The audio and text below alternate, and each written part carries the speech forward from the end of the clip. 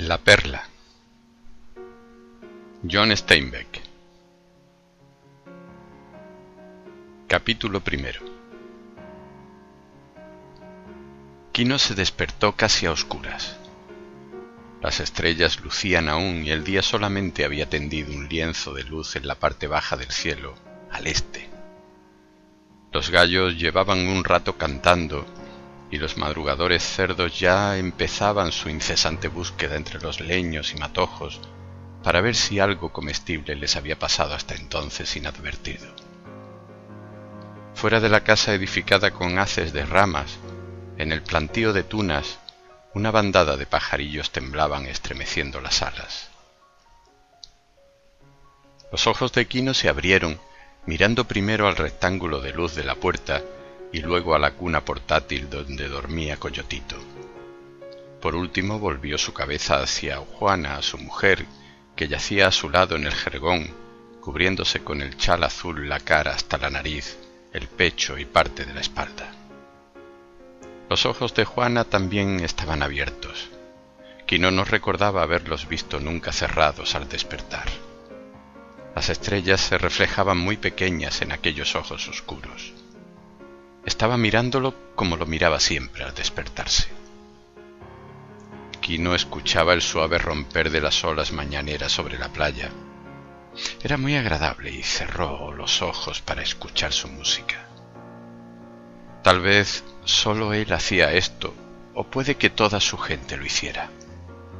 Su pueblo había tenido grandes hacedores de canciones capaces de convertir en canto cuanto veían, pensaban, hacían u oían. Esto era mucho tiempo atrás. Las canciones perduraban. Quino las conocía, pero sabía que no habían seguido otras nuevas. Esto no quiere decir que no hubiese canciones personales. En la cabeza de Quino había una melodía clara y suave, y si hubiese podido hablar de ella, la habría llamado la canción familiar. Su manta le cubría hasta la nariz para protegerlo del aire desagradablemente húmedo. Sus ojos se movieron al oír un rumor a su lado. Era Juana levantándose casi sin ruido. Descalza, se acercó a la cuna de Coyotito, se inclinó sobre él y pronunció una palabra de cariño. Coyotito miró un momento hacia arriba, cerró los ojos y volvió a dormirse. Juana fue hacia el fogón, extrajo un tizón y lo aireó para reavivarlo mientras dejaba caer sobre él algunas astillas. Quino se había levantado envuelto en su manta. Deslizó los pies en sus sandalias y salió a ver la aurora. Al traspasar la puerta se inclinó para rodear mejor sus piernas con el borde de la manta. Veía las nubes sobre el golfo como hogueras en el firmamento. Una cabra se acercó a él resoplando y mirándolo con sus ojos fríos y ambarinos. A su espalda, el fuego de Juana llameaba lanzando flechas de luz entre las rendijas de la pared de ramaje y haciendo de la puerta un cuadro de luz oscilante. Una polilla lo atravesó en busca del fuego. La canción familiar sonaba ahora detrás de Quino, y su ritmo era el de la muela de piedra que Juana movía para triturar el grano de las tortas matinales. El alba llegaba rápida ya. Un destello, un relámpago y luego una explosión ígnea al surgir el sol del fondo del golfo. Quino miró al suelo para librar sus ojos del resplandor. Oía el batir de la masa de las tortas y su aroma sobre la batea del horno. En el suelo las hormigas se apresuraban, divididas en dos castas, grandes y relucientes, pequeñas y parduzcas, mucho más veloces. Quino las observó con la indiferencia de un dios mientras una de las pequeñas trataba frenéticamente de escapar a la trampa de arena que una hormiga león había preparado para ella. Un perro flaco y tímido se aproximó, y a una suave llamada de Quino se acurrucó, colocó el extremo de la cola sobre sus patas y apoyó delicadamente su hocico sobre una estaca hundida en el suelo. Era negro, con manchas amarillentas donde debiera tener las cejas. Aquella era una mañana como otras, y sin embargo perfecta entre todas. Oyó el leve crujir de las cuerdas al sacar Juana a Coyotito de su cuna, lavarlo y envolverlo en su chal de modo que quedara muy cerca de su seno. Quino podía ver todo esto sin mirarlo.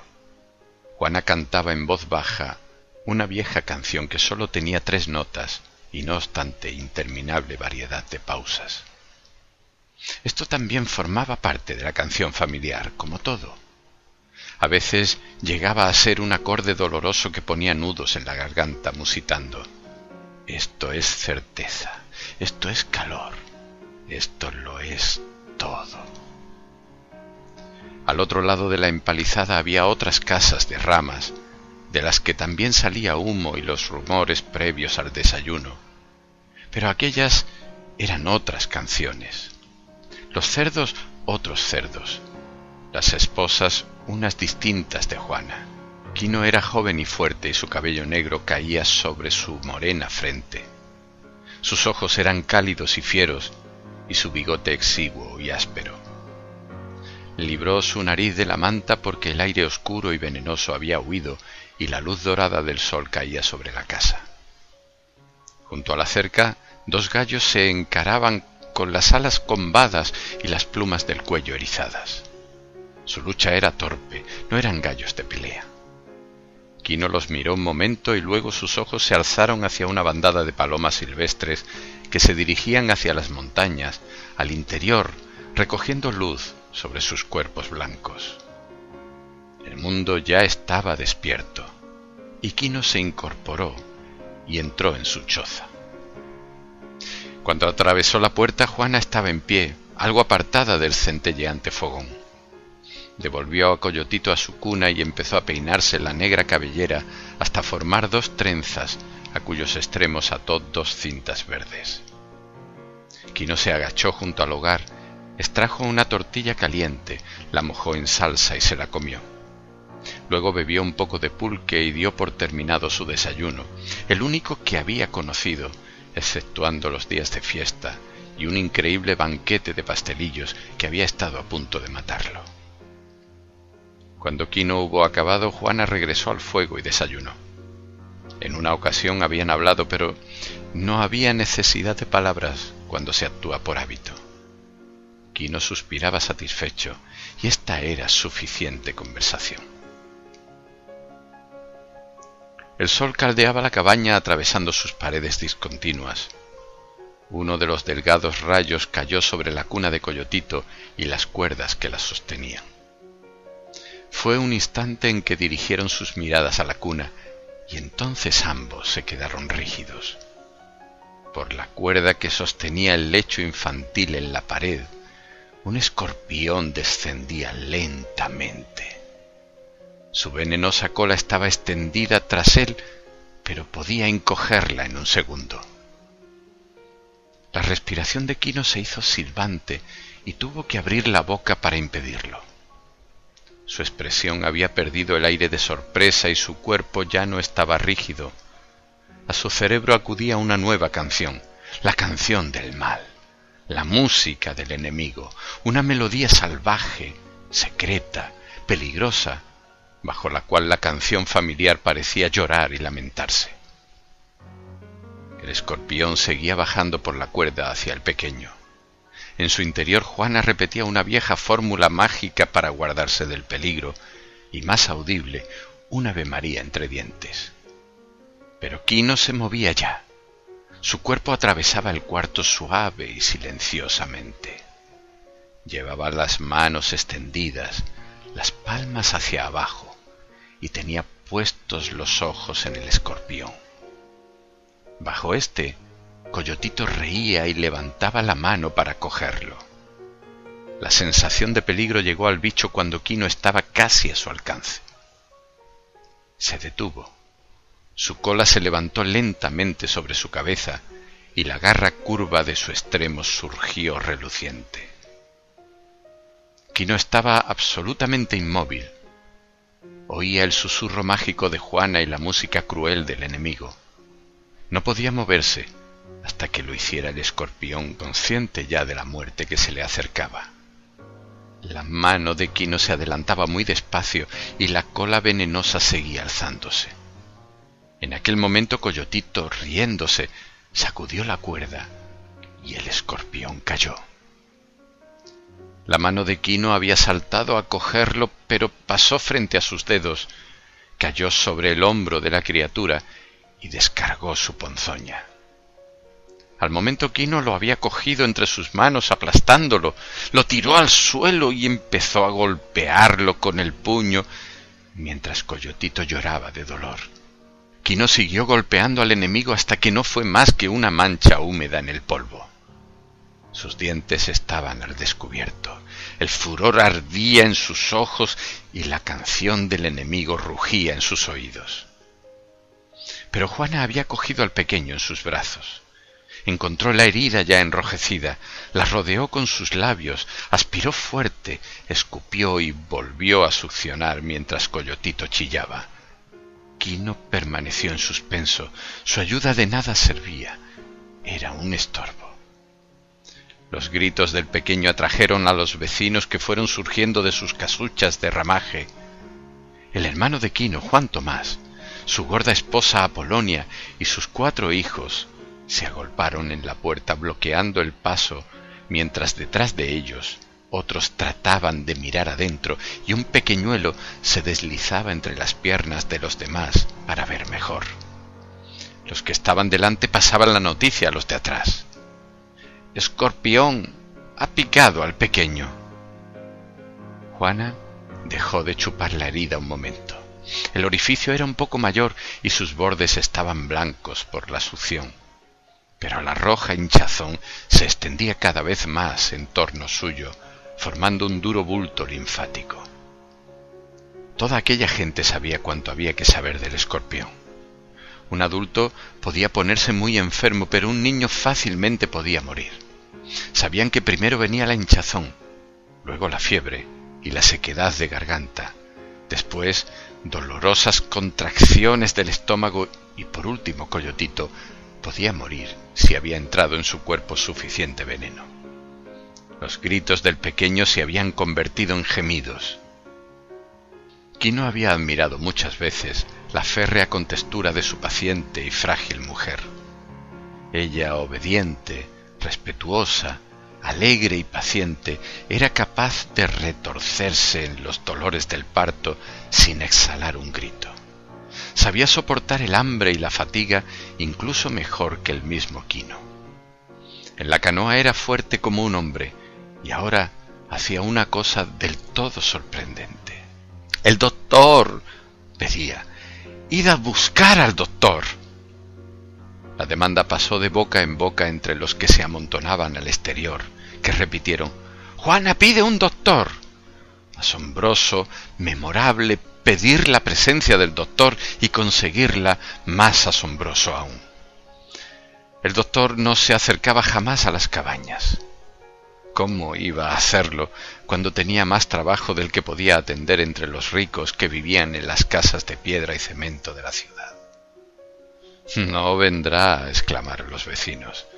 «No vendrá», repitieron los parientes desde la puerta. «El doctor no vendrá», dijo Quino a Juana. Ella lo miró con ojos tan finos como los de una leona. Era el primer hijo de Juana, casi todo lo que había en el mundo para ella. Quino se dio cuenta de su determinación y la música familiar sonó en su cerebro con tono acerado. «Entonces iremos a él», decidió Juana. Con una mano dispuso el chal azul sobre su cabeza, haciendo que un extremo envolviera a la llorosa criatura, y con el otro cubrió sus ojos para protegerlos de la luz. Los de la puerta empujaron a los de atrás para abrir paso. Quino la siguió y, acompañados por todos, emprendieron el camino. Era ya un problema de toda la comunidad. Formaban una acelerada y silenciosa procesión dirigiéndose al centro de la ciudad.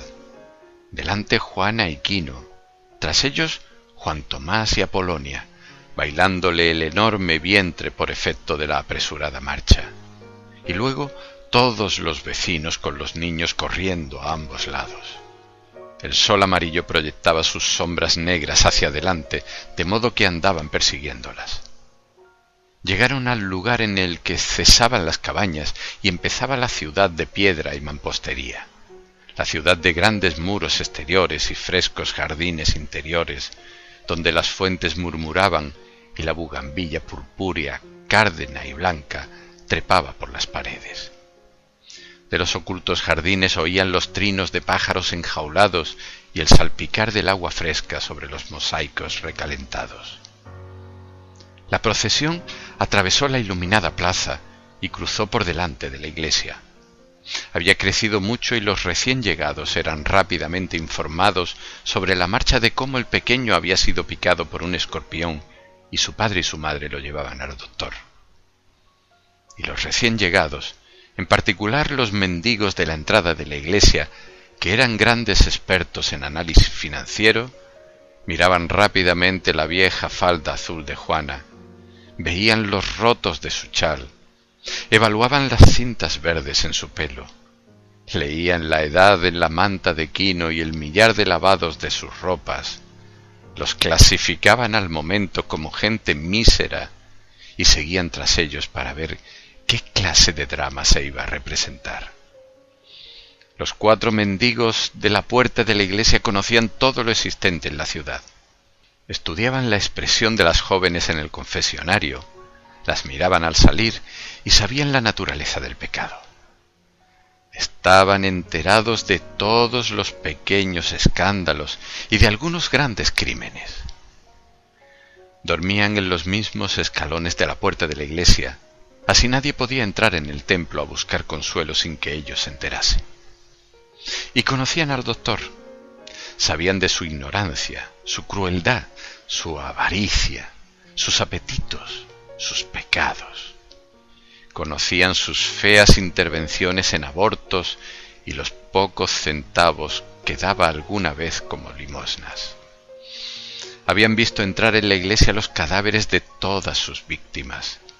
Y ahora, como que la misa había terminado y no era toda la hora mejor de su negocio, seguían a la procesión procurando aprender nuevas cosas sobre sus congéneres, dispuestos a ver lo que iba a hacer el obeso e indolente doctor con una criatura indigente mordida por un escorpión. La apresurada procesión llegó por fin a la gran verja de la casa del doctor. Oían allí también el jugueteo del agua, el canto de los pájaros y el ruido de escobas sobre las losas de las avenidas sombreadas. Y olían también el tocino frito en la cocina del doctor. Quino vaciló un momento. Este doctor no era compatriota suyo. Este doctor era de una raza que casi durante 400 años había despreciado la raza de Quino, llenándola de terror, de modo que Indígena se acercó a la puerta lleno de humildad, y como siempre que se acercaba a un miembro de aquella casta, Quino se sentía débil, asustado y furioso a la vez. La ira y el terror se mezclaban en él. Le sería más fácil matar al doctor que hablarle, pues los de la estirpe del doctor hablaban a los compatriotas de Quino como si fueran simples bestias de carga. Cuando levantó su mano derecha para coger el aldabón de la verja, la rabia se había apoderado de él. En sus oídos sonaba intensamente la música del enemigo y sus labios se contraían fuertemente sobre sus dientes. Pero con la mano izquierda se quitaba el sombrero. El metálico aldabón resonó contra la verja. Quino acabó de destocarse y esperó. Coyotito gemía en brazos de Juana, que le hablaba dulcemente. La procesión se apiñó más para ver y oír más de cerca. Al cabo de un momento, la gran verja se abrió unas pulgadas. Quino pudo ver el verde frescor del jardín y los juegos del agua en la fuente. El hombre que lo miraba era de su propia raza. Quino le habló en la lengua ancestral. Mi pequeño, mi primogénito ha sido envenenado por un escorpión, explicó. Necesita que lo curen. La verja se cerró un poco y el criado se negó a emplear el viejo idioma. «Un momentito», dijo, «voy a informarme». Cerró la verja y echó el cerrojo. El sol proyectaba las negras siluetas del grupo sobre los blancos muros. En su alcoba, el doctor estaba sentado en la cama. Llevaba puesto el batín de seda roja tornasolada que se había hecho traer de París, algo justo sobre su pecho cuando se lo abrochaba. En su regazo tenía una bandeja de plata con una chocolatera del mismo metal y una tacita de porcelana china, tan delicada que parecía una insignificancia cuando la levantaba en su mano gigantesca, sosteniéndola entre índice y pulgar y apartando los otros 3 dedos. Sus ojos descansaban sobre bolsas de carne flácida y su boca tenía un rictus de desagrado. Se estaba poniendo muy gordo y su voz era ronca por la grasa que oprimía su garganta. Junto a él, en una mesita, había un gong oriental y una caja de cigarrillos. El mobiliario del cuarto era enorme, oscuro y tristón. Los cuadros eran religiosos, incluso la gran fotografía en colores de su difunta esposa, que sin duda, gracias a las misas pagadas con su dinero, estaba en la gloria. El doctor había sido en otro tiempo, muy breve, un miembro del gran mundo, y el resto de su vida había sido una eterna añoranza de su Francia. Aquello, decía, era vida civilizada, con lo que se refería a ingresos suficientes para mantener una querida y comer en restaurantes. Vació la segunda taza de chocolate y mordisqueó un bizcocho. El criado llegó desde el jardín hasta su puerta y esperó que su presencia fuera observada.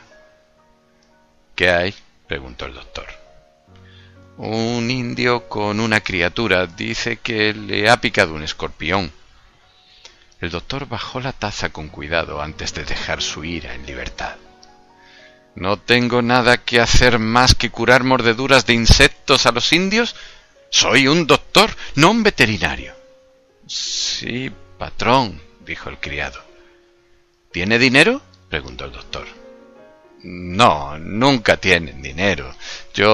Solo yo en el mundo tengo que trabajar por nada, y estoy harto ya. Ve a ver si tiene dinero». El criado abrió la verja, un poquito, y miró a los que esperaban. Esta vez habló en el antiguo idioma. «¿Tenéis dinero para pagar el tratamiento?». Quino hurgó en algún escondite secreto debajo de su manta y sacó un papel muy doblado. Pliegue a pliegue fue desdoblándolo, hasta que al fin aparecieron 8 perlas deformes, feas y grisáceas como úlceras, aplastadas y casi sin valor. El criado cogió el papel y volvió a cerrar la puerta, pero esta vez no tardó en reaparecer. Abrió la verja el espacio suficiente para devolver el papel. «El doctor ha salido», explicó. «Lo han llamado desde un caserío». Y cerró apresuradamente. Una ola de vergüenza recorrió todo el grupo. Se separaron. Los mendigos volvieron a los escalones de la iglesia. Los curiosos huyeron.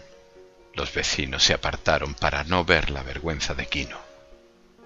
Durante largo rato Quino permaneció frente a la verja con Juana a su lado. Lentamente devolvió a su cabeza el sombrero de peticionario.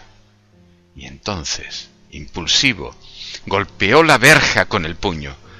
Bajó la mirada y contempló casi con asombro sus nudillos despellejados y la sangre que corría por entre sus dedos.